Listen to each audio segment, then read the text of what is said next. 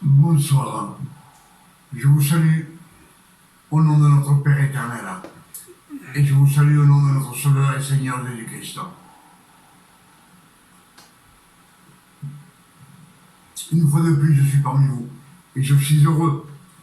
Je suis heureux du privilège que le Père éternel me donne de pouvoir vous apporter un nouveau message, un message de révélation. Pour cela, je vous dis, à chaque fois que je suis avec vous, je vous le dis, méditez les Écritures. C'est la parole de notre Père éternel, c'est la seule vérité. La seule vérité, c'est la Bible. Ce sont les saintes Écritures. Pour cela, ce soir, ce qu'on va méditer ensemble, c'est l'autorité que l'homme se permet dans ce monde. Les prédicateurs, comme l'homme en général, soit chrétien ou pas chrétien, il se permet beaucoup de choses qu'il n'a pas le droit de faire. Et c'est ce qu'on va méditer ce soir ensemble, parce que je vois que chez les prédicateurs, ils ont une autorité sur les chrétiens et on n'a pas le droit. L'autorité, c'est le Père éternel qui a toute autorité. Et cette autorité, le Père éternel l'a donnée à Jésus-Christ. Pour cela, c'est lui, c'est le Christ qui nous ordonne, ce n'est pas nous. Et je vois que les chrétiens, dans ce monde, ils se permettent beaucoup de choses qu'ils ne devraient pas faire.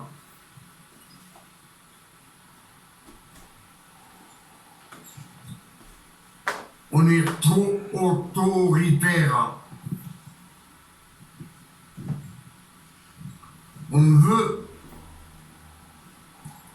que les brebis nous servent. Et les brebis doivent servir Jésus. Elles doivent suivre Jésus. Parce que je dis, elles doivent suivre Jésus. Mais l'autorité, c'est Jésus qui l'a sur les brebis. Pas nous.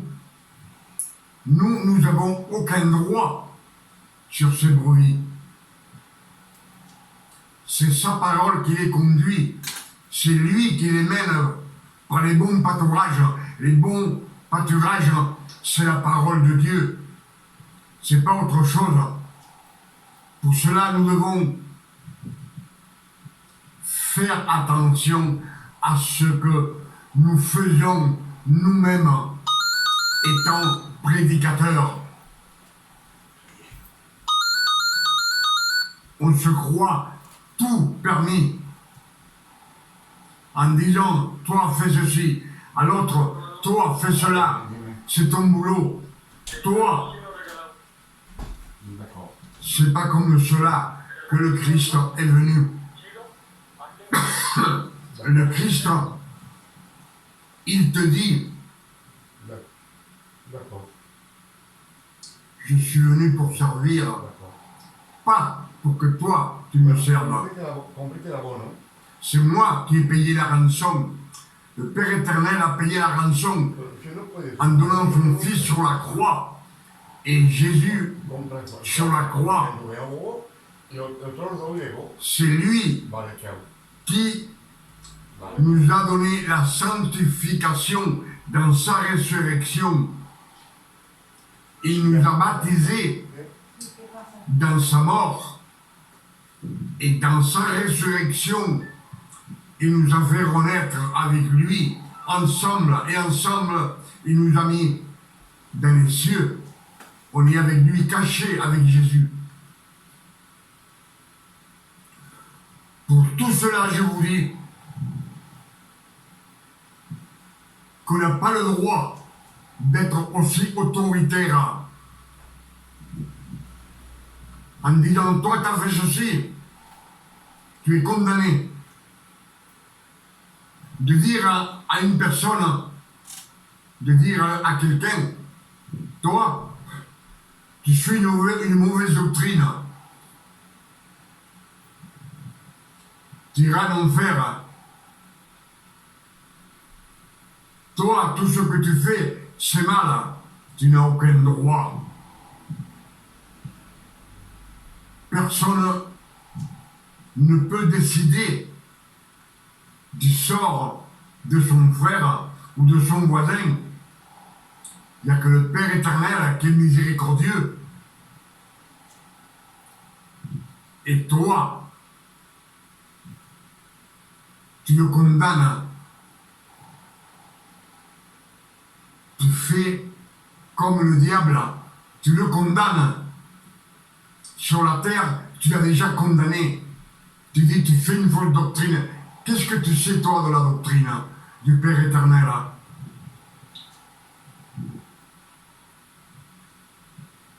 La doctrine, la doctrine, c'est la loi. Et la loi, Jésus sur la croix l'a effacée. Et quand on efface quelque chose, elle n'existe plus. Pour cela, on va voir ensemble, je vais méditer 1 Corinthiens 7. Et ensemble, on va le méditer. Et après, on verra ce qu'on va dire.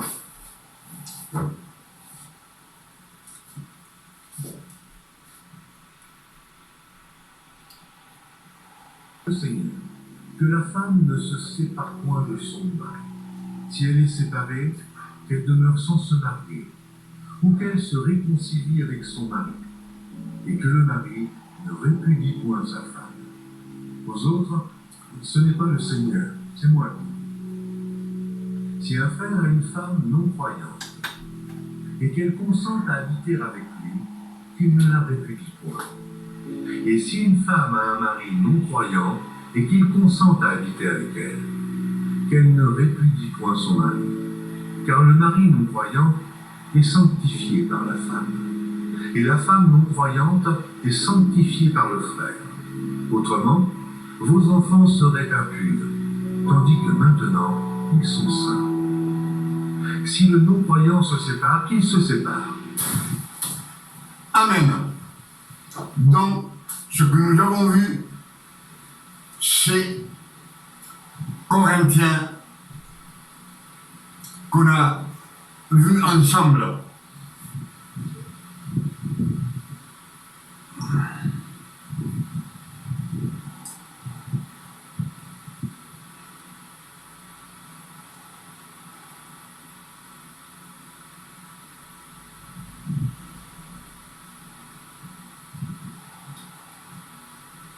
Et il nous dit comme ceci. Excusez-moi, mais je suis mal passé. Voilà. On va méditer ensemble ces quelques versets. 1 Corinthiens 7, verset 10. À ceux qui sont mariés, j'ordonne, non pas moi, mais le Seigneur, que la femme ne se sépare point de son mari. Si elle est séparée, qu'elle demeure sans se marier, ou qu'elle se réconcilie avec son mari, et que le mari ne la répudie point, sa femme. Ça, c'est la loi. on le sait. Ce qu'on vient de lire, c'est la loi. 1 Corinthiens 7, verset 10. À ceux qui sont mariés, j'ordonne, non pas moi, mais le Seigneur, que la femme ne se sépare point de son mari. S'il est séparé, qu'elle demeure sans se marier, ou qu'elle se réconcilie avec son mari, et que le mari ne répudie point sa femme. Ça, c'est la loi. Et Paul dit maintenant aux autres, ce n'est pas le Seigneur, c'est moi qui le dis. Si un frère a une femme non croyante et qu'elle consente à habiter avec lui, qu'il ne la répudie point. C'est les non-croyantes qu'il ne la répudie point, qu'il la garde. Si une femme a un mari non-croyant et qu'il consente à habiter avec elle, qu'elle ne répudie point son mari. Car le mari non-croyant est sanctifié par la femme, et la femme non-croyante est sanctifiée par le frère. Autrement, vos enfants seraient impurs, tandis que maintenant, ils sont saints. Ça, c'est la grâce de notre Père éternel. C'est la grâce. Dans la grâce, on peut se marier avec qui on veut. Dans la grâce, dans la loi, il exige que vous vous mariez avec des personnes qui sont sous la loi, qui font des efforts pour le Père éternel. Je pense que ce qu'on a vu, c'est bien compris. Nous, on est trop racistes. On dit souvent, on m'a demandé ma fille, mais ce n'est pas un chrétien, alors je ne veux pas la lui donner. Tu es en train de faire de la différence. C'est pas ce que le Père éternel te dit.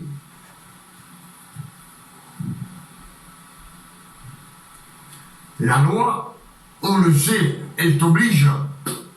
Dans la loi, 2 dans un champ, un partira et l'autre restera. 2 dans un lit, un partira, l'autre restera. C'est-à-dire que le salut est personnel dans la loi.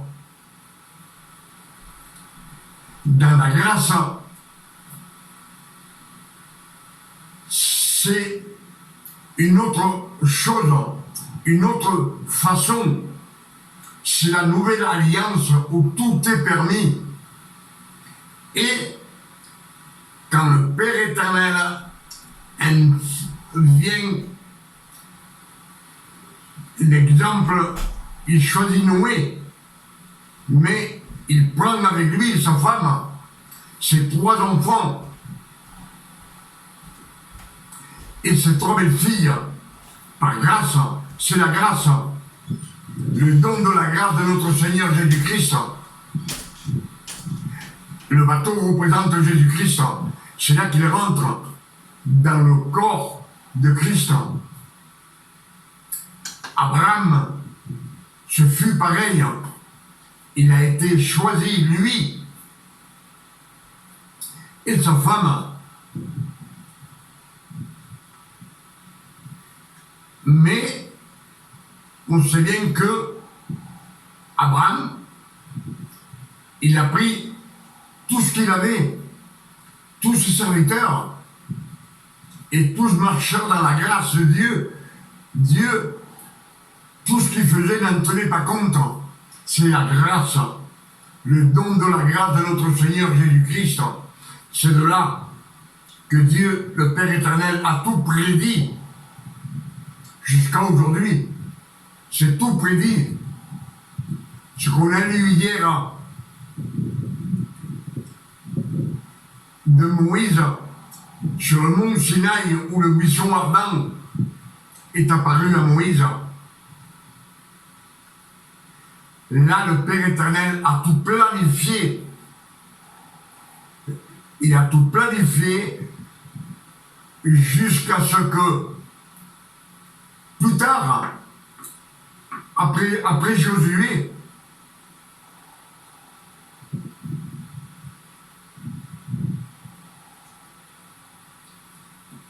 il y a presque 130 ou 140 ou 150 ans après, il a tout planifié jusqu'à ce que le Père éternel, sous David, il change la loi encore une fois. C'est tout planifié à l'avance.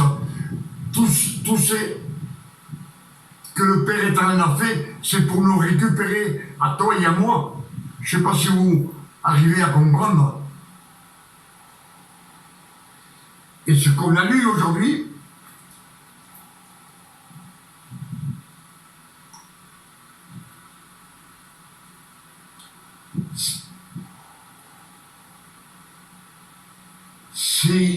si une femme a un mari non-croyant et qu'il consent à habiter avec elle, qu'elle ne répudie point son mari, car le mari non-croyant est sanctifié par la femme, et la femme non-croyante est sanctifiée par le frère. Autrement, vos enfants seraient impurs, tandis que maintenant, ils sont saints. Pour cela, je vous dis que nous, on est trop autoritaires. On veut, par nos efforts, être justifiés devant le Père éternel. Ces efforts, c'est sous la loi. C'est ce que le Père éternel ne veut pas. Jésus, comme on dit toujours, c'est le plus grand qui prend soin du petit. Vous, si vous avez un fils, vous verrez bien que c'est vous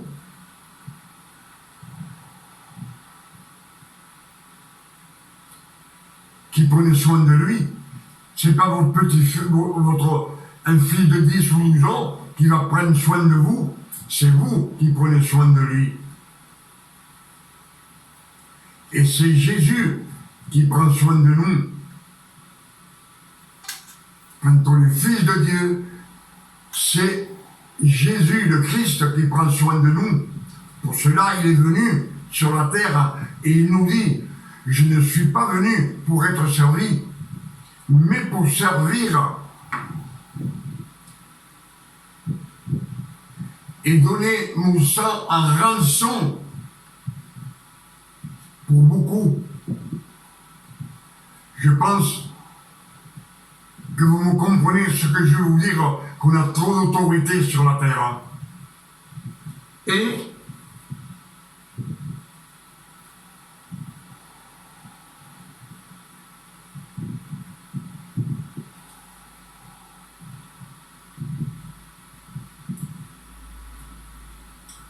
Colossiens 2,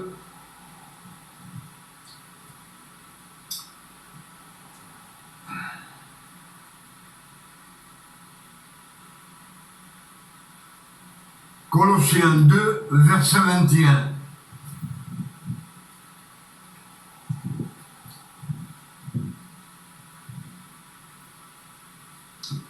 Colossiens 2, verset 20.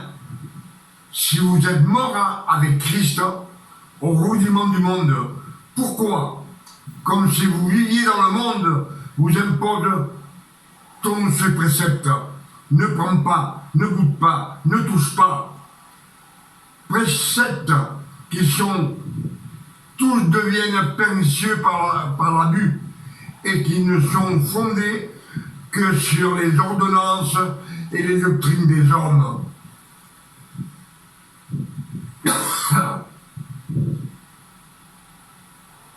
sur les doctrines des hommes.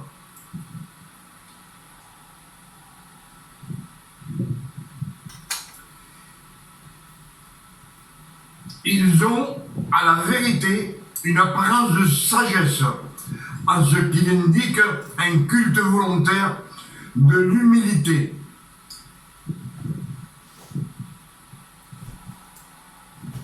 Et le mépris du corps, mais ils sont sans aucun mérite et contribuent à la satisfaction de la chair.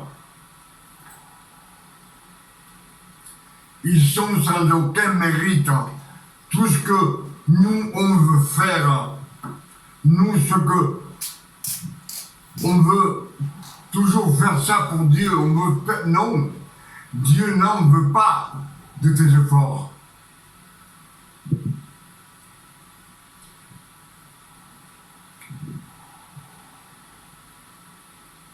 Ils nous disent bien que ces préceptes qui deviennent pernicieux par l'abus et qui ne sont fondés que sur les ordonnances et les doctrines des hommes.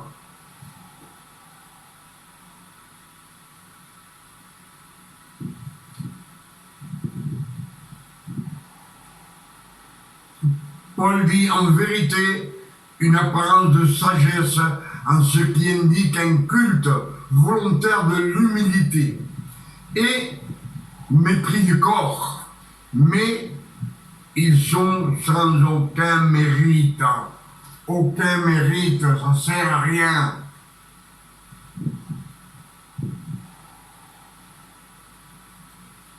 Tout cela contribue à la satisfaction de la chair. C'est-à-dire, j'ai fait ça pour le Seigneur, je suis heureux.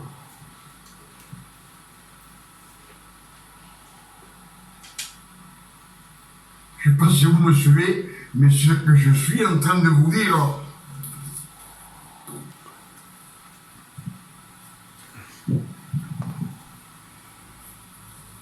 ce sont les Écritures. Romains 6, verset 7. Car celui qui est mort est libre de péché. Celui qui est mort en Christ, il est libre de péché.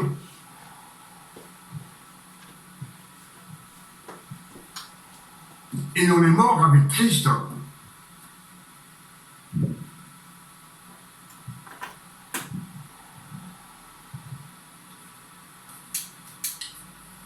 Comme je vous dis toujours, quand on dit toi, pour celui-là, il est déjà mort. Il est condamné à mort. C'est bon, j'en peux pas bien. Celui-là, il est condamné, il a une fausse doctrine. Tu es en train de condamner, tu es à la place de Satan. Celui qui condamne,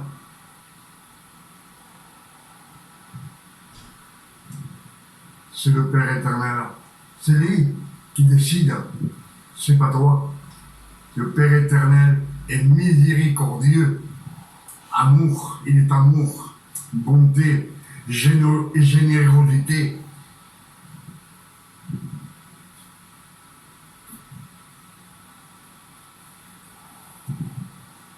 Pour cela, je suis en train de vous dire que tout ce qu'on fait sur cette terre ne sert à rien. Il faut tout laisser dans les mains du Père éternel, dans les mains de Dieu. Lui travaille pour nous. Quand nous travaillons, Dieu se repose. Il te laisse faire. Mais quand tu mets tout dans les mains du Père éternel, c'est toi qui te reposes. Et Jésus te dit, viens à moi. Toi qui es fatigué et chargé, je te donnerai du repos. Le repos, c'est rien faire.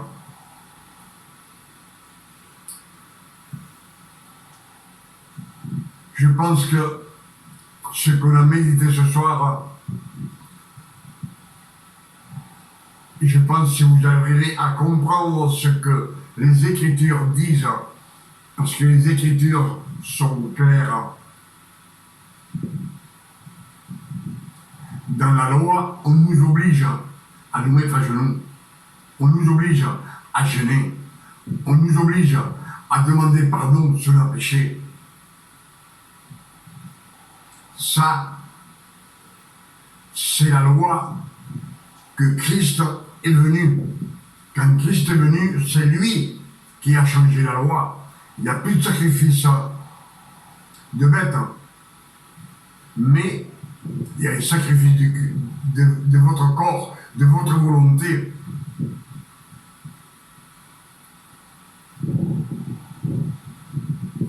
Et dans la grâce, comme je vous ai dit hier, quand le Fils prodigue arrive chez le Père éternel, il marche sur la terre sainte. Le Père éternel lui donne des nouveaux souliers pour qu'il marche sur la terre sainte, le chemin de Jésus. La bague, l'alliance qui représente l'alliance, la nouvelle alliance de l'épouse du Christ. Mais nous sommes fils de Dieu, frères en Christ, mais ne croyez pas que nous avons le pouvoir que Christ a, lui. Le Père éternel lui a donné toute autorité. Nous, on est frères en Christ parce qu'ils nous ont rachetés. Nous sommes héritiers de sa sainteté.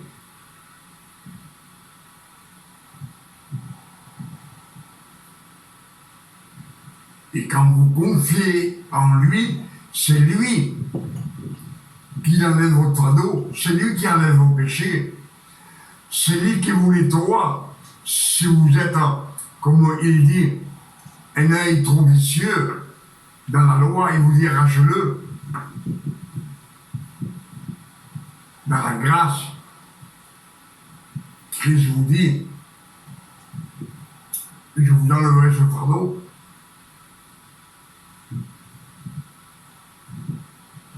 Si vous êtes un voleur, dans la loi, il vous dit de vous couper la main pour entrer au ciel. Mais Christ vous dit, moi je vous guéris. Il guérit les lépreux, il guérit les sourds, les muets. Il ressuscite même les morts, Jésus. Mais lui, il a tout le pouvoir du Père. Toute la puissance du Père est en Jésus-Christ.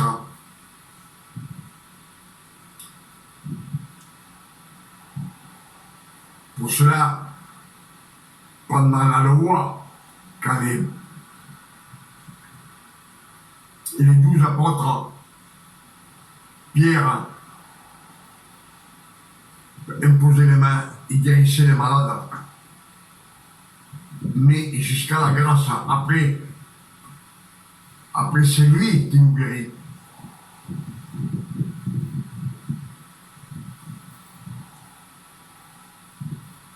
C'est lui qui nous sauve. C'est lui. C'est Jésus-Christ. Pour cela, il nous est dit de parler en abondance de Jésus, afin de nous exhorter les uns aux autres. Quand Christ dit, lui, il dit, lavez-vous les pieds les uns aux autres, c'est pas ce qu'il veut dire de nous laver les pieds, c'est de nous laver avec l'eau de la parole pour pouvoir grandir dans le chemin de Jésus les uns aux autres.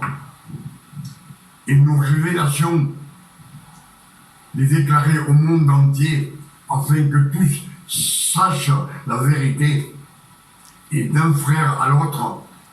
Et toi, ce que tu as de révélation, partage-le avec moi et avec le voisin, afin que le monde entier connaisse la vérité et on puisse tous aller vers la gloire du Père éternel.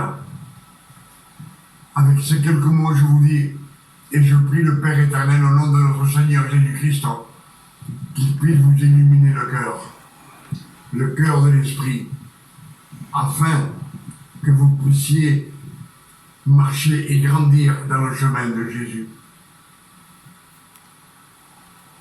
Et moi, personnellement, vous qui écoutez et qui regardez mes vidéos, écoutez mes messages, je vous souhaite une bonne nuit à tous, à vous, à vos enfants, à vos familles. Mais souvenez-vous ce que je vous ai dit, qu'on n'a pas le droit d'être aussi autoritaire. Servez le monde au lieu de vous faire servir. C'est pour cela que Jésus est venu. Pour servir, non pour être servi. Alors toi, tu te vois sur un piédestal, tu te vois en haut d'un sycomore, ou un cèdre de Liban, au copeau là-haut, descend vite fait, que Christ vient.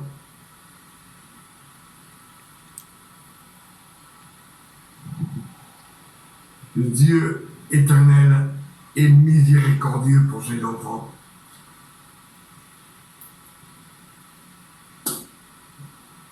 Je pense qu'on a médité beaucoup de paroles, beaucoup de versets ensemble, comme Romains 6, verset 7, car celui qui est mort est libre de péché.